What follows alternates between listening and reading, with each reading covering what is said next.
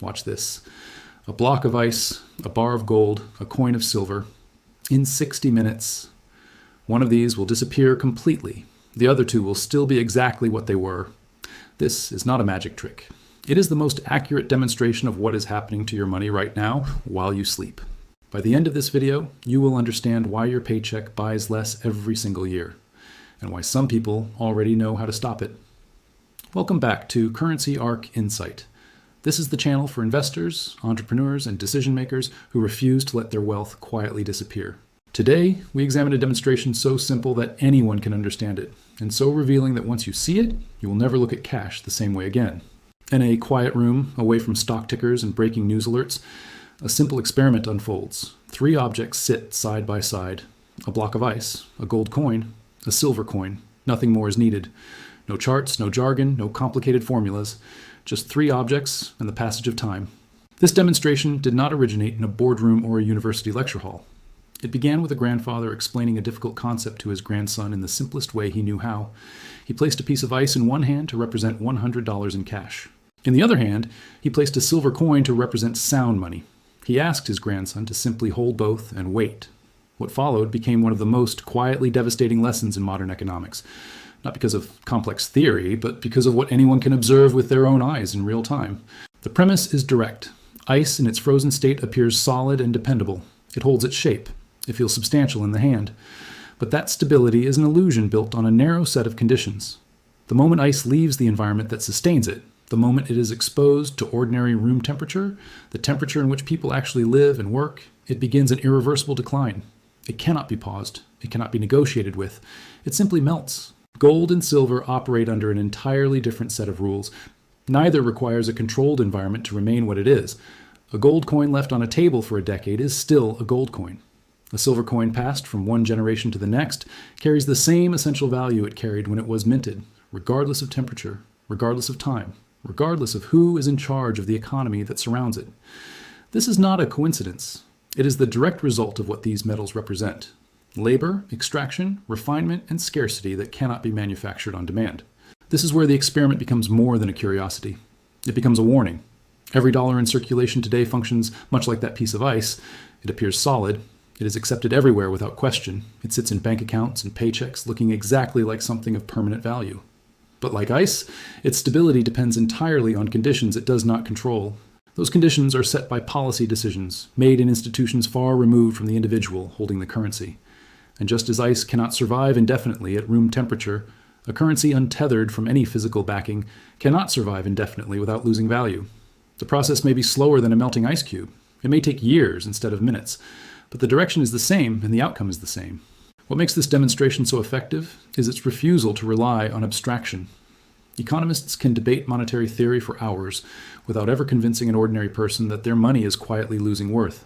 But show that same person a block of ice dissolving next to a gold coin that has not changed at all, and the lesson requires no further explanation. The body understands. Before the mind catches up, loss is visible, stability is visible, no translation is needed. This sets the stage for what follows.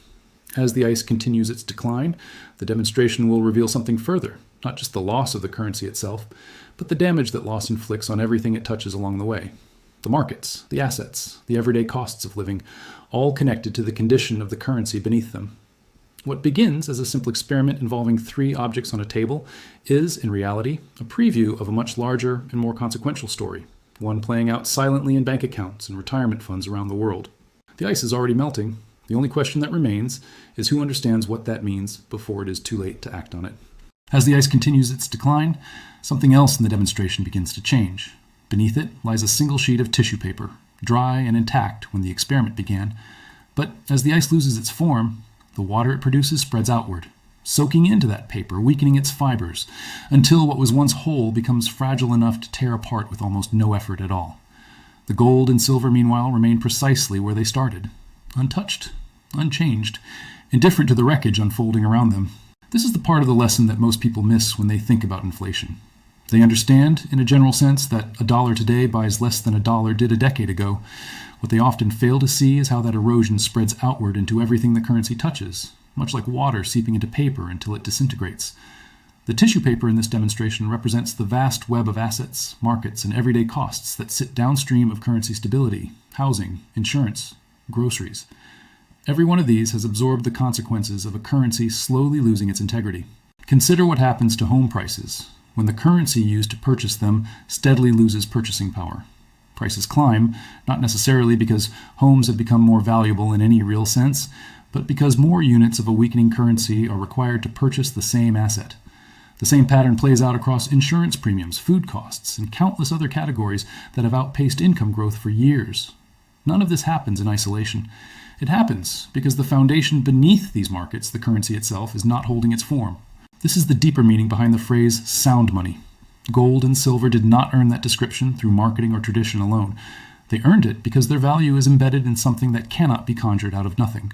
Every ounce represents real labor, real extraction from the earth, real refinement through processes that consume time, energy, and human effort. This is fundamentally different from currency that can be created in effectively unlimited quantities through policy decisions made without direct consequence to those making them. An unbacked currency does not carry the same embedded cost. It exists because an institution declares it exists. Its supply can expand far beyond the pace of economic growth, and when that happens, the value of each individual unit is diluted. This is precisely what the melting ice represents. It is not being destroyed by an outside force. It is losing its integrity simply because it exists in conditions that do not support permanence, conditions created and maintained by the very system meant to manage it. Gold and silver were never designed to require that kind of protection. Their value does not depend on remaining in a controlled environment. It does not depend on continued confidence in an institution's promises. It depends only on what it has always depended on: scarcity, effort, and the physical reality of the metal itself. This is why, generation after generation, families have used gold and silver as a way to preserve wealth across decades in a way that a stack of paper currency, or its digital equivalent, cannot reliably replicate. The demonstration continues. The ice keeps losing its shape. The paper beneath it grows weaker with every passing minute, and the coins remain precisely as they were. This is not a metaphor stretched to fit a narrative. It is a literal, observable illustration of what happens when a system built on unlimited expansion meets a system built on inherent scarcity. One erodes everything around it as it disappears. The other simply endures. What comes next in this experiment is even more revealing, because the erosion happening here is not limited to a tabletop demonstration. It is happening in real time, at scale, across the entire economy, and the numbers behind it tell a story even more striking than the melting ice itself. A demonstration on a tabletop can illustrate a principle, but numbers are what confirm it, and the numbers behind this experiment tell a story far more dramatic than a single melting ice cube ever could. Consider the period beginning in the mid-1980s, around the time modern gold and silver coin programs were first established for everyday investors. Something that cost $1 at that time would today require more than $3 to purchase. That is a cumulative loss of over 200% in purchasing power within a single working lifetime. Someone who set aside $100 in cash during that era and simply left it untouched would find that same amount today buys barely a third of what it once did. Not because the paper changed, because the value behind it quietly dissolved year after year, the same way that ice dissolves at room temperature. Now widen the lens further. Trace the value of currency back to the point when the modern central banking system was first established, in the closing weeks of 1913.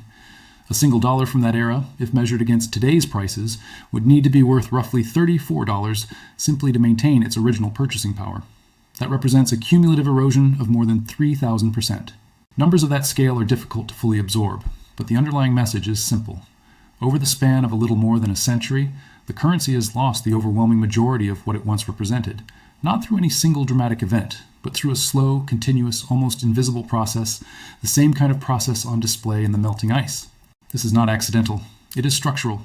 A currency system with no physical backing requires an asset that can be expanded without limit whenever policymakers determine it necessary. That flexibility is often defended as a tool for managing economic crises, and in narrow short-term situations, it can serve that purpose.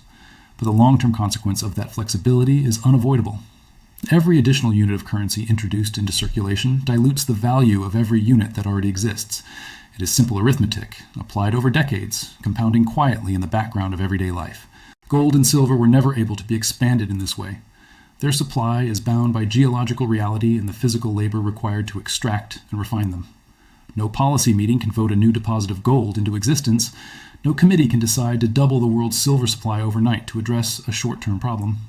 This constraint, which sometimes frustrates those who prefer more flexible monetary tools, is precisely what has allowed these metals to preserve value across centuries in a way that paper currency structurally cannot. Bring this back to the present moment.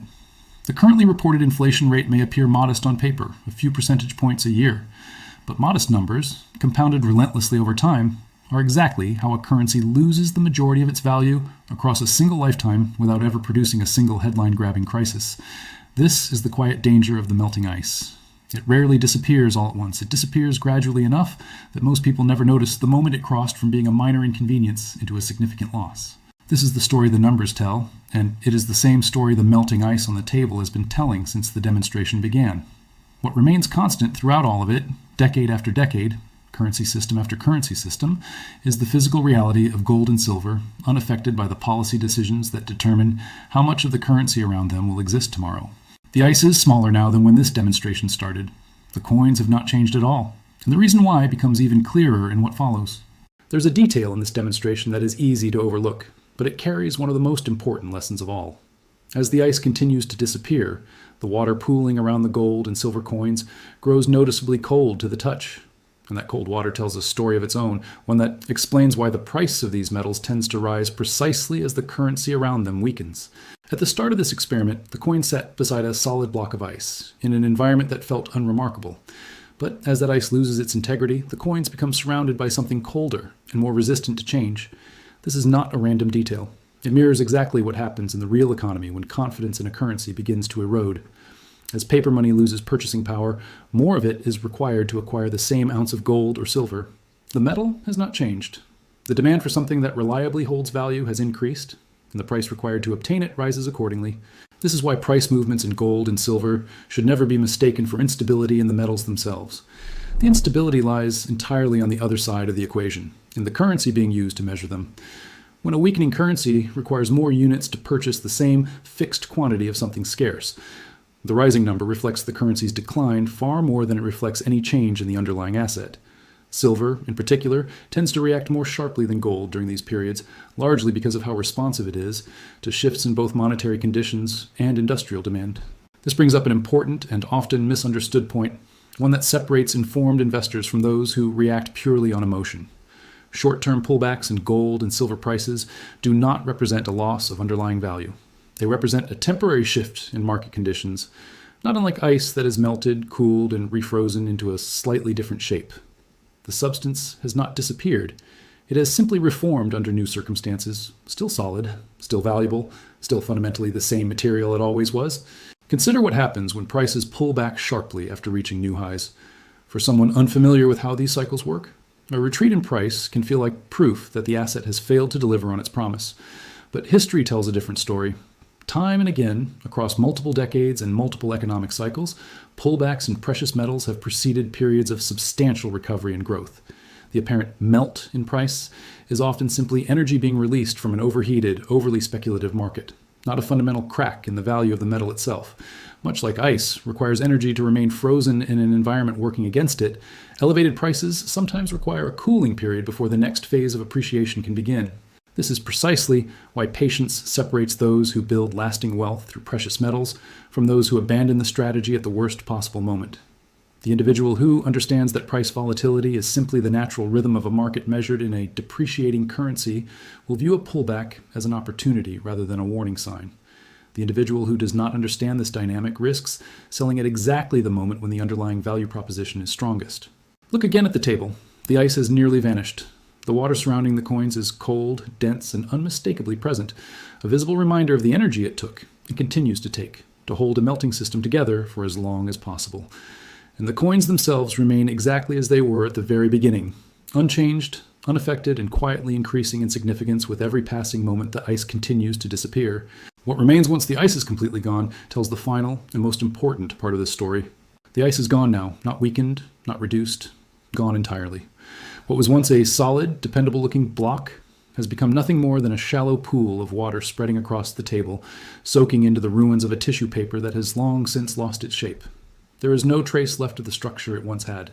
It simply ceased to exist, exactly as it was always going to, from the very first moment it was placed outside the narrow conditions required to keep it whole. And there, in the middle of that pool, sit the gold coin and the silver coin. exactly where they started, exactly as they were, unmoved by the collapse happening around them. This is the moment the entire demonstration has been building toward. Not the melting itself, but what is left standing once the melting is complete. Because this is the question every saver, every investor, and every family managing their financial future must eventually confront. When the currency in your hand eventually reaches this same point, gradually, quietly, the way currencies always do, what will still be standing on your side of the table? For too many people, the honest answer is nothing. Their wealth exists entirely in a form with no more permanence than the ice that opened this experiment. It looks solid today. It spends easily today. It sits in an account with a reassuring number attached to it today. But its long-term survival depends entirely on conditions dictated by institutions with no direct accountability to the individual holding it. History has already shown, through the numbers examined earlier in this video, exactly how that story ends. Not with a single dramatic collapse, but with a slow and steady disappearance that most people never notice until the value is already gone. Gold and silver tell a different story, because they were never dependent on those same conditions in the first place. They do not require a specific temperature, a specific institution, or a specific policy decision to remain what they are. Their value is not a promise made by an authority that can change its mind. It is the physical result of labor, scarcity, and time, the same qualities that made them valuable 100 years ago, and the same qualities that will make them valuable 100 years from now, regardless of what happens to the currency used to price them along the way. This is not a call to panic. It is a call to see clearly. The demonstration on this table was never about predicting a sudden crisis. It was about revealing a process that is already underway, one that has been underway for over a century, visible in the numbers, visible in the eroding purchasing power of every paycheck, and now visible in the simplest possible terms through a block of melting ice. The lesson is not complicated. It never was. Currency without a physical foundation behaves like ice in a warm room. It may look strong for a while. It may even feel dependable in the moment. But it is, by its very nature, temporary. Gold and silver behave like something else entirely, something that does not require ideal conditions to hold its value, something that has already survived every currency collapse in recorded history and remained standing on the other side. The ice is gone. The coins remain. And the only real question left is which side of that table your own wealth is sitting on. If this demonstration made the picture clearer for you, that is exactly the purpose of this channel. We break down complex economic realities into something anyone can understand and act on. If you found value in this breakdown, consider subscribing and share this with someone who still believes their cash is standing on solid ground.